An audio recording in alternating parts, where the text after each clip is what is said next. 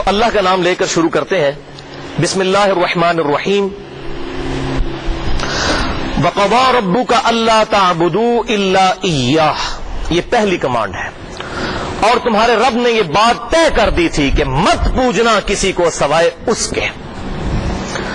اول دعوت، پہلی کمانڈ جو ساری امتوں کو رسولوں کے ذریعے علیہم السلام دی گئی وہ توحید ہے. پہلی دعوت توحید. اور تمہارے رب نے یہ بات طے کر دی تھی کہ مت پوجنا کسی کو سوائے اس کے. سورۃ النحل کی آیت نمبر 36 میں بھی اس کا ذکر آیا. بسم اللہ الرحمن الرحیم. وَلَقَدْ بَعَثْنَا فِي كُلِّ أُمَّةٍ رَسُولًا. اور بے شک ہم نے ہر امت میں کوئی نہ کوئی رسول اٹھایا. أَنِ اعْبُدُوا اللَّهَ کہ عبادت کرو اللہ کی. وَاجْتَنِبُوا الطَّاغُوتَ اور اللہ کے مقابلے پر تمام جھوٹے جو خدا اور الہ ہے ان کی نفی کرو، ان سے اجتناب کرو، شیطان سے اجتناب کرو. تو تمام انبیاء کی دعوت توحید. بالکل اسی طریقے سے سورہ الزمر کے اندر آتا ہے. بسم اللہ الرحمن الرحیم. وَلَقَدْ أُوحِيَ إِلَيْكَ وَإِلَى الَّذِينَ مِنْ قَبْلِكَ. اور اے محبوب صلی اللہ علیہ وسلم فرما دیجئے کہ بے شک میری طرف بھی یہ وحی ہوئی اور مجھ سے پہلے تمام انبیاء کی طرف یہ وحی ہوئی. لَإِنْ أَشْرَكْتَ لَيَحْبَطَنَّ عَمَلُكَ وَلَتَكُونَنَّ مِنَ الْخَاسِرِينَ کہ بالفرض اگر تم نے بھی شرک کیا تو تمہارے اعمال اکارت کر دیے جائیں گے اور تم خسارہ پانے والوں میں سے ہو جاؤ گے. وَلِعَوْذُ بِاللَّهِ تَعَالَى. تو توحید اور اس کے مقابلے پر شرک، ان دونوں کی شناخت ہونا ضروری ہے. شرک is the most sensitive issue in the sight of اللہ. اللہ کے حضور سب سے زیادہ حساس معاملہ ہے شرک کا. اسی لیے قرآن پاک میں کیٹاگوریکل 2 دفعہ یہ سٹیٹمنٹ آئی ہے. سورۃ النساء کی آیت نمبر 48 اور آیت نمبر 116 میں ان اللہ لا یغفر ان یشرک بہ. بے شک اللہ تعالیٰ اس گناہ کو کبھی معاف نہیں کرے گا کہ اللہ کے ساتھ کسی قسم کا کسی نے شرک کیا. آخرت میں اس حال میں وہ پیش ہوا. دنیا میں توبہ کر لی تو معافی ہو جائے گی. آخرت میں اس حال میں وہ پیش ہوا کہ اس نے اللہ کے ساتھ دنیا میں شرک کیا ہوا اور بغیر توبہ کے مر دیا تو اللہ تبارک و تعالیٰ اس کے اس گناہ کو کبھی معاف نہیں کرے گا. وَيَغْفِرُ مَا دُونَ ذَلِكَ لِمَن يَشَاءُ اور اس کے علاوہ جتنے گناہ ہیں جس کے لیے چاہے گا معاف فرما دے گا. وہ بھی اوپن لائسنس نہیں ہے لیکن امید ہے. وَمَن يُشْرِكْ بِاللَّهِ فَقَدْ ضَلَّ ضَلَالًا بَعِيدًا اور جو کوئی اللہ کے ساتھ شرک کرتا ہے وہ گمراہ ہوا اور گمراہی میں بھی دور جا پڑا. وَلِعَوْذُ بِاللَّهِ تَعَالَى. اور پھر اس کا کلائمیکس ہے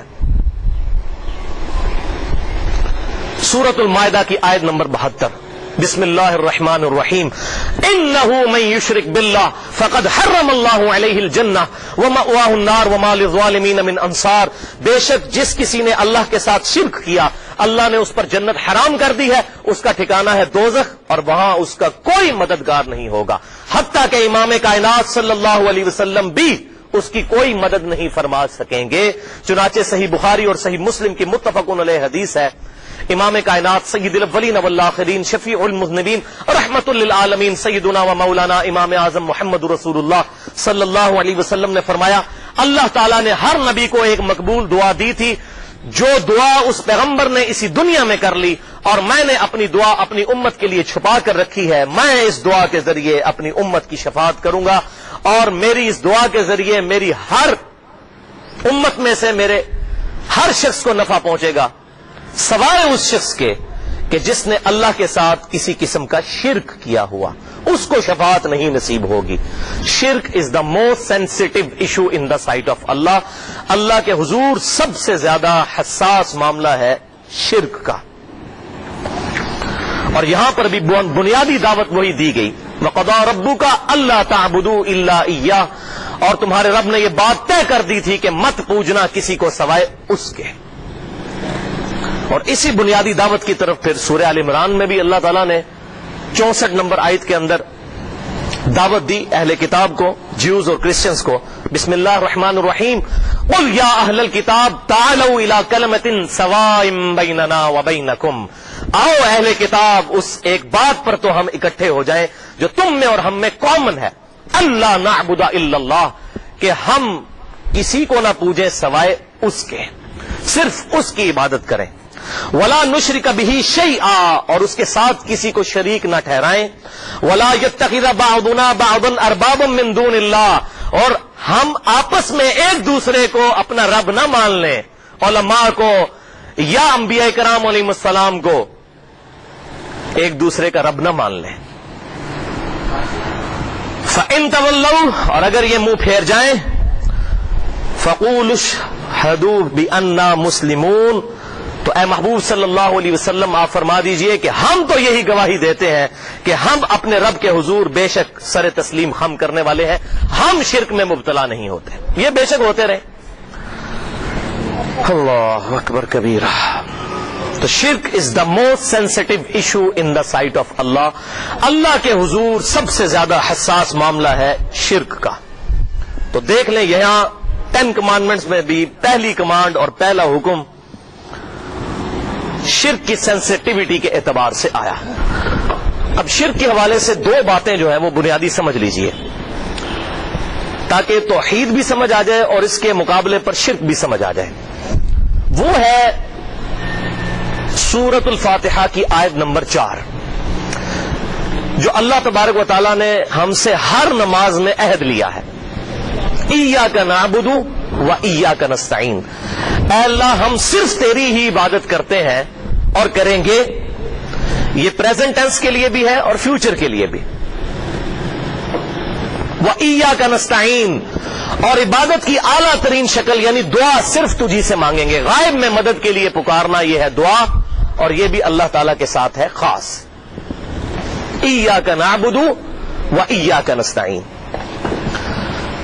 تو عبادت میں جتنی چیزیں داخل ہیں، روزہ، نماز، حج، زکوٰۃ، قربانی، نذر، نیاز، منت، جتنی بھی چیزیں عبادت کی کیٹیگری میں فال کرتی ہیں وہ سب کی سب اللہ تعالیٰ کے ساتھ خاص ہیں۔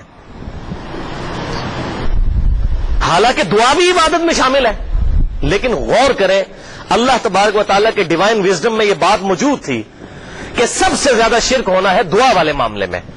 اور اس وقت دیکھ لیں کہ ہمارے ہی اہل قبلہ، اہل کلمہ، مسلمان ہی میں ان کو سمجھتا ہوں، تعویل کی غلطی لگی ہوئی ہے، لیکن مسلمانوں کی اکثریت دعا کے معاملے میں شرک کے اندر جزیات میں مبتلا ہے۔ یا علی مدد کہتے ہیں، یا شیخ عبد القادر جیلانی مدد کہتے ہیں، اور کہتے ہیں ہم وسیلہ اور توسل کے لیے پکارتے ہیں۔ حالانکہ بھائیو وسیلہ اور توسل بالکل الگ سے چیز ہے، اور اس کی بھی جائز صورتیں موجود ہیں، ناجائز صورتیں بھی موجود ہیں۔ اس پہ میں نے الگ سے ایک لیکچر دیا ہے 1.5 گھنٹے کا، مسئلہ نمبر 43 کے نام سے، وسیلہ اور توسل کے صحیح احکام و مسائل۔ اس میں نے صحیح وسیلے کی 6 اقسام بتائی ہیں، 5 اقسام جو ہے وہ صحیح ہے اور ایک جو ہے سنت سے ثابت نہیں، ٹوٹل 6 قسم کے وسیلے اور توسل جو یوز ہوتے ہیں۔ لیکن ان بھائیوں تک یہ بات پہنچانی ہے کہ یا علی مدد کا مطلب ہے سیدنا علی سے دعا کرنا، اور دعا عبادت کی اعلیٰ ترین شکل ہے، یہ اللہ کے علاوہ کسی اور سے نہیں ہو سکتی۔ اور میں علاوہ وجہ بصیرت یہ کہتا ہوں، کوئی بھی مسلمان خواہ وہ اہل سنت کہلوانے والے تینوں گروہ، بریلوی، دیوبندی یا اہل حدیث سے تعلق رکھتا ہو یا اہل تشیع سے، کبھی بھی جان بوجھ کر اللہ کے علاوہ کسی سے دعا نہیں مانگ سکتا۔ اب ان بیچاروں کو یہ پتہ نہیں ہے کہ یا علی مدد کا مطلب ہے دعا کرنا، ان کو یہ بات احسن طریقے سے پہنچانی ہے، اور الحمدللہ میں نے درجنوں سینکڑوں لوگوں تک یہ بات پہنچائی ہے اور لوگ قبول کرتے ہیں، لیکن پازیٹو انداز میں۔ اور اس کی آپ مثال ایک سمجھ لیجئے جو میں ان کو اکثر دیتا ہوں کہ بھائیو یہ بتاؤ کہ بارش کون برساتا ہے؟ سب کہتے ہیں اللہ۔ بارش برسانے کی ذمہ داری کس پر ہے؟ فرشتوں پر۔ کس نے ڈیوٹی لگائی؟ اللہ نے۔ اللہ نے اذن دیا فرشتوں کو، اب بارش ہم فرشتوں سے مانگیں گے یا اللہ سے؟ سارے کہیں گے، بریلوی، دیوبندی، اہل حدیث، اہل تشیع، سب کہیں گے جی اللہ سے ہی مانگنی چاہیے، فرشتوں کو نہیں پکارنا چاہیے۔ کیوں؟ بھائی اذن دیا ہوا اللہ نے، لیکن وہ کہتے ہیں نہیں، دعا اللہ ہی سے مانگنی چاہیے۔ تو بھائیوں صرف بارش کے معاملے پر نہ رہے، اس کے علاوہ بھی جہاں جہاں پر دعا ہوگی وہ اللہ ہی سے مانگی جائے گی۔ اپروپریٹ ٹرانسلیشن آف ایاک نستعین ہے، اے اللہ ہم غائب میں مدد کے لیے، دعا کے لیے صرف تجھی کو پکارتے ہیں۔ اگر کوئی فرشتے کو بھی پکارے گا یہ بھی خالصتاً شرک ہو جائے گا۔ لہذا میرے نزدیک جنید جمشید صاحب نے جو یہ نعت میں اشعار پڑھے، نعت کے ہم بھی قائل ہیں، میں خود بھی پڑھتا ہوں، لیکن یہ اشعار جو ہے شرکیہ ہیں. فرشتوں یہ پیغام دے دو کہ خادم تمہارا سعید آ رہا ہے. فرشتوں کو ہم نہیں پکار سکتے. یہ تو اسی طریقے سے ہے فرشتوں بارش برسا دو کہ گرمی کا موسم قریب آ رہا ہے. درود شریف فرشتے پہنچاتے ہیں لیکن ڈیوٹی کس نے لگائی ہے؟ اللہ نے. اس لیے ہم جب درود شریف پڑھتے ہیں تو کہتے ہیں اللہم صلی علی محمد وعلی آل محمد. اے اللہ آپ بھیجئے. فرشتے لے کے جاتے ہیں لیکن فرشتوں کو ہم کوئی ڈیوٹی اسائن نہیں کر سکتے. ہماری ان کے ساتھ کوئی کمیونیکیشن نہیں ہو سکتی. ہم اللہ سے کہیں گے اللہ فرشتوں کے ذریعے بھجوائے, ہواؤں کے ذریعے بھجوائے, جنوں کے ذریعے بھجوائے, کسی بھی ذریعے سے بھجوائے, ہم اللہ کو پکاریں گے. ایاک نستعین. اور اس میں کنکلوڈنگ حدیث ہے جو آپ صلی اللہ علیہ وسلم نے ایاک نستعین کی خود ایکسپلینیشن فرما دی ہے. اور وہ حدیث ہے جامعہ ترمذی میں, سنن نبی داؤد میں اور سنن ابن ماجہ میں صحیح سند کے ساتھ. آپ صلی اللہ علیہ وسلم نے فرمایا الدعاء هو العبادہ, دعا ہی تو عبادت ہے. آپ صلی اللہ علیہ وسلم کا فرما دینا کافی تھا لیکن امت کی تعلیم کے لیے آپ صلی اللہ علیہ وسلم نے فرمایا قرآن پڑھ کر دیکھو وقال ربکم ادعونی استجب لکم. اور تمہارے رب نے یہ بات ارشاد فرما دی کہ مجھ سے دعا کرو میں دعا قبول کروں گا. ان الذین یستکبرون عن عبادتی, بے شک وہ لوگ جو میری عبادت سے تکبر کرتے ہیں. بات ہوئی دعا کی اور ساتھ ذکر کیا عبادت کا. اور دعا عبادت کی اعلیٰ ترین شکل ہے. اسی آیت میں آیا کہ جو لوگ میری عبادت سے تکبر کرتے ہیں یعنی مجھے نہیں پکارتے, سیدخلون جہنم داخرین, ان قریب میں ان کو ذلیل و خوار کر کے دوزخ میں داخل کروں گا. اللہ اکبر. ہمارا رب بھی کیسا شفیق ہے. دنیا کے شہنشاہوں سے مانگا جائے تو وہ ناراض ہوتے ہیں اور ہمارا رب وہ شہنشاہ ہے جس سے نہ مانگا جائے تو وہ ناراض ہوتا ہے. اے میرے بندو مجھ سے مانگو, ادعونی استجب لکم, اے میرے بندے مجھ سے مانگ میں دعا کو قبول کروں گا. بے شک جو لوگ میری عبادت سے تکبر کرتے ہیں یعنی دعا مانگنے سے, ان کو عنقریب میں ذلیل و خوار کر کے دوزخ میں داخل کروں گا. تو دعا عبادت کی اعلیٰ ترین شکل ہے. کوئی بھی مسلمان جان بوجھ کر اللہ کے علاوہ کسی اور سے دعا نہیں مانگ سکتا. ہاں یہ بات ضرور ہے کہ دعا کی قبولیت کا ذریعہ درود شریف ہے. صحیح حدیث ہے جامعہ ترمذی میں انٹرنیشنل نمبرنگ کے مطابق 593 نمبر کہ امام کائنات صلی اللہ علیہ وسلم نے فرمایا کہ جو شخص, اس حدیث کا پورا مفہوم یوں ہے کہ جو شخص اللہ کا ذکر اور دروشی پڑھنے کے بعد اللہ کی طرف متوجہ ہوتا ہے دعا کے لیے تو اللہ تعالیٰ اس کی دعا قبول کرتا ہے. تو درود شریف وسیلہ ہے اللہ کے حضور دعاؤں کو قبول کروانے کا. اور یہ جو میں بار بار کہہ رہا ہوں کہ دعا عبادت ہے اور یہ اللہ تعالیٰ کے ساتھ خاص ہے, اس کے ثبوت میں قرآن پاک میں یہ میں نے کئی علماء کو بھی یہ آیت پیش کی کہ یہ ڈیفینیٹ ثبوت ہے کہ اللہ کے علاوہ چاہے کسی کو اذن کے ساتھ پکارا جائے یا بغیر اذن کے, مستقل بالذات مانتے ہوئے یا غیر مستقل بالذات مانتے ہوئے, عطائی مانتے ہوئے یا غیر عطائی مانگتے ہوئے, ہر صورت میں دعا عبادت ہے. اور یہ ثبوت ہے سورہ النمل کی آیت نمبر 62, امن یجیب المضطر اذا دعا, بتاؤ تو کون ہے جو مصیبت میں گھرے ہوئے شخص کی دعا کو قبول کر لیتا ہے. اللہ اکبر. ویکشف السوء, اور وہ لوگوں سے تکلیف بھی دور کر دیتا ہے. وَيَجْعَلُكُمْ خُلَفَاءَ الْأَرْضِ, اور تمہیں زمین پر عدلوں کا وارث کرتا ہے. تمہارے باپ دادا مرے تو تمہارے ماں باپ کو وارث کیا, ان کے مرنے کے بعد تمہیں وارث کیا. آگے اللہ تعالیٰ نے سوال کیا اس کے ساتھ ہی, اِلَٰهٌ مَّعَ اللَّهِ, کیا اللہ کے ساتھ کوئی اور الہ بھی ہے جو یہ کام کر سکتا ہے کہ مصیبت میں گرے ہوئے شخص کی دعا کو قبول کرے اور اس سے تکلیف دور کر دے. لہذا اس آیت کے تحت اللہ تعالیٰ نے تکلیف دور کرنے والے مشکل کشا کے لیے کہا کہ یہ صرف الہ کی خوبی ہے, الہ کے علاوہ کسی اور میں نہیں ہو سکتی. اب یہ اتنی گفتگو اس حوالے سے کافی ہے.